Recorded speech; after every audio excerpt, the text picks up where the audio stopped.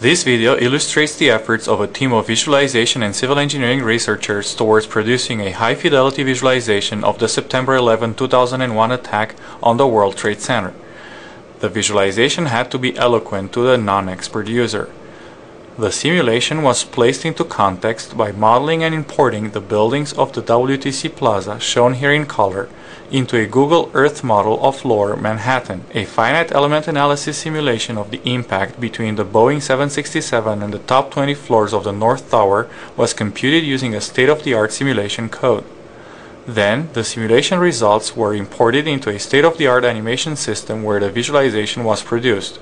The simulation tracked the impact over 3/4 of a second real time. This sequence is 13 times slower than real time. All the animated geometry seen here was created automatically from the simulation output data.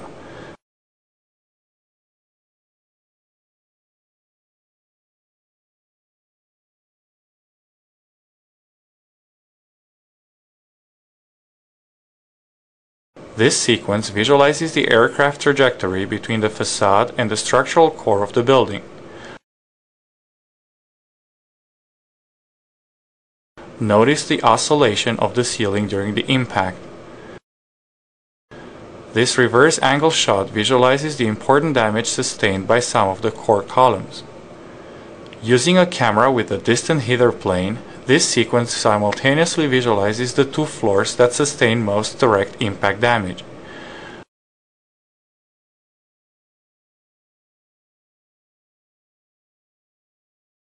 Notice the right engine titanium shaft, which traverses the building virtually intact.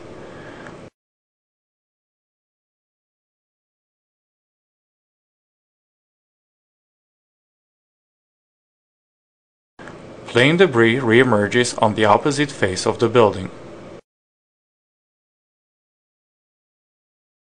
The jet fuel in the central and two wing tanks was simulated using smoothed particle hydrodynamics, or SPH.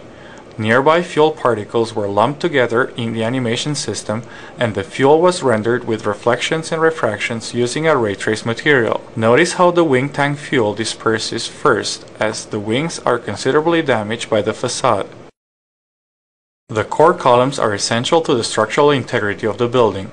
This sequence visualizes the damage to the core columns and to their connecting horizontal beams by rendering all other entities with transparent materials.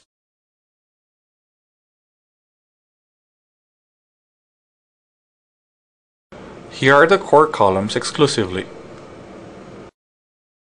These sequences also turn out to provide a good visualization of the overall deformation of the aircraft as it enters the building.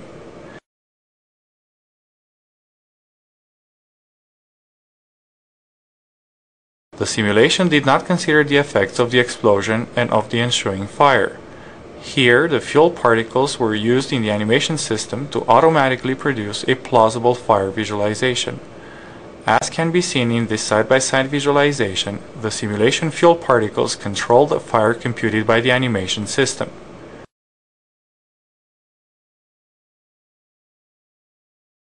Elements that undergo excessive stress are eliminated from the computation by the FEA simulation code. These eroding elements correspond to entities that disintegrate, such as a slab of concrete turning into dust. Although they do not have much relevance from the simulation standpoint, eroded elements are important for the visualization. Eroded elements are used in the animation system to automatically create and control visual effects such as dust and glass shards. The visualization produced leverages the strengths of a state-of-the-art simulation system, which models the interactions in detail based on physics' first-order principles, and of a state-of-the-art animation system, which produces a high-quality visualization of the simulation results. This was made possible by developing a scalable translator that automatically converts the simulation output data into an animation scene. The translator is general and reusable in the context of other simulations.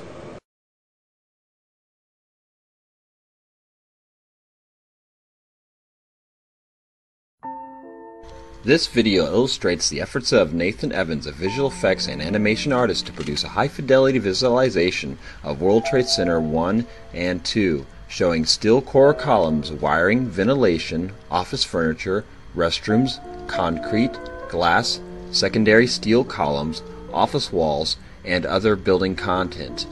Keep in mind, due to the size of the building, it would be impossible to show all the content in these buildings due to the resolution of video and available of processing power at the present.